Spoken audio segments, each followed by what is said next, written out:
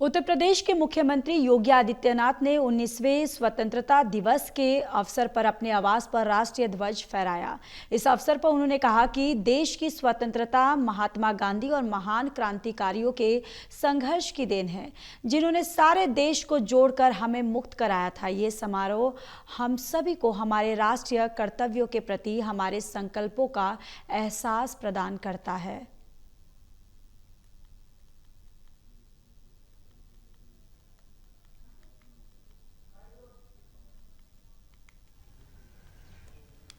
देश की स्वतंत्रता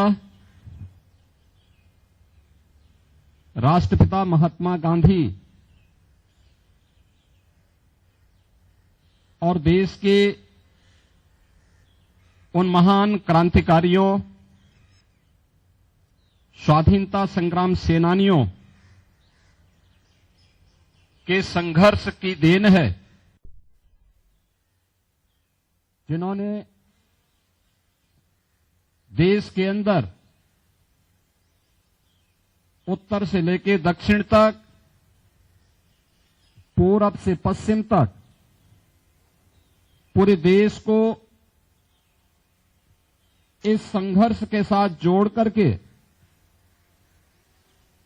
सैकड़ों वर्षों की दास्ता से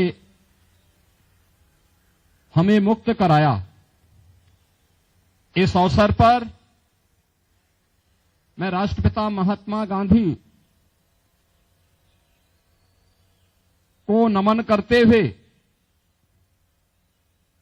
उन सभी महान स्वाधीनता संग्राम सेनानियों और क्रांतिकारियों को विनम्र श्रद्धांजलि अर्पित करता हूं, जिन्होंने भारत की स्वाधीनता के लिए अपना सर्वस्व न्यौछावर करने में भी कोई संकोच नहीं किया। आज जब हम देश के 79वां स्वाधीनता दिवस के समारोह के साथ जुड़ रहे हैं, यह अवसर हम सबको इस बात का स्मरण कराता है कि स्वाधीनता या स्वतंत्रता एक स्वच्छंदता नहीं होती है। यह समारोह हम सबको हमारे राष्ट्रीय कर्तव्यों के प्रति एहसास कराने का एक संकल्प हम सभी को प्रदान करता है। जब भारत के उत्तर प्रदेश के हर नागरिक के मन में अपने राष्ट्रीय कर्तव्यों के प्रति एक स्वर में, एक भाव के साथ अपने उत्तरदायित्वों के निर्वहन का इस संकल्प गूंजेगा, तो देश के यशस्वी प्रधानमंत्री जी के द्वारा देश की स्वाधीनता के शताब्दी महोत्सव के अवसर का जो संकल्प है विकसित भारत का, वह संकल्प साकार रूप में, मूर्त रूप में हम सबको दिखाई देगा। एक और जहां यह देश वर्तमान में अपने स्वाधीनता के 78 वर्ष पूर्ण कर रहा है, वहीं भारत माता के महान सपूत और भारत के संविधान के शिल्पी बाबा साहब भीमराव अंबेडकर के द्वारा निर्मित संविधान अपना अमृत काल में प्रवेश किया है। भारत के संविधान ने सम और विषम परिस्थितियों में पूरे देश को एकता के सूत्र में बांध करके देश के अंदर सामाजिक न्याय, बंधुता और समता के उन संकल्पों को आगे बढ़ाने में एक महत्वपूर्ण भूमिका का निर्वहन किया है। आज का यह अवसर हमारे सामने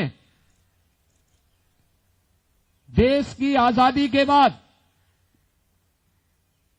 देश की सीमाओं की सुरक्षा करने वाले और देश के अंदर आंतरिक सुरक्षा की बेहतर स्थिति को बनाने वाले उन सभी ज्ञात अज्ञात जवानों के प्रति विनम्र श्रद्धांजलि अर्पित करने का भी यह अवसर है। अभी हाल ही में हम सब ने भारत की सेना के शौर्य और पराक्रम का, उनकी सामर्थ्य और शक्ति को देखा है। जब ऑपरेशन सिंदूर के दौरान इस पूरे ऑपरेशन को सफल क्रियान्वयन के माध्यम से दुनिया को भारत के सामर्थ्य से, भारत की सेना के जवानों ने उसका एहसास कराया। पूरा भारतवासी इस बात का एहसास करता है कि ऑपरेशन सिंदूर इस मायने में कुछ अलग है, क्योंकि ऑपरेशन सिंदूर के अंदर हमारे जवानों ने जिन अस्त्र शस्त्रों का प्रयोग किया था, जो मिसाइल, जो ड्रोन इस्तेमाल हुए थे, ये स्वदेशी हैं। कोई भी देश अपने सामर्थ्य और शक्ति पर तभी विश्वास कर सकता है, याद रखना, जब वह अपने हस्तशिल्पी, अपने कारीगर और अपने देश के उद्यमियों को आगे बढ़ने के लिए एक बेहतरीन माहौल देता है। देश के अंदर आंतरिक सुरक्षा को बनाए रखने के लिए सिविल पुलिस और उससे जुड़े हुए संगठनों की एक बड़ी भूमिका होती है। एक और सुरक्षा का बेहतर माहौल और दूसरी तरफ स्वदेशी को जीवन का हिस्सा बनाना देश की स्वाधीनता दिवस का एक संकल्प बनना चाहिए। उत्तर प्रदेश में वन डिस्ट्रिक्ट वन प्रोडक्ट के माध्यम से स्थानीय उत्पाद को आगे बढ़ाने, उसकी ब्रांडिंग करने, उसे मार्केट से लिंक करने, उसको नई डिजाइन, नई तकनीक, पैकेजिंग के साथ न केवल उत्तर प्रदेश बल्कि देश और दुनिया के मार्केट तक पहुंचाने के लिए जो कार्यक्रम चला, वह प्रधानमंत्री जी के वोकल फॉर लोकल के उस अभियान को एक नई ऊंचाई प्रदान करता है। हम सबको भारत माता के उन महान सपूतों के प्रति नमन करने का, उन्हें विनम्र श्रद्धांजलि अर्पित करने का तो एक अवसर है ही, साथ ही साथ हम सब विकसित भारत की उस संकल्पना के साथ जुड़े जो आत्मनिर्भरता के साथ ही हर भारतवासी के सामने, हर उत्तर प्रदेश वासी के सामने एक बेहतर भविष्य की तस्वीर प्रस्तुत कर सके।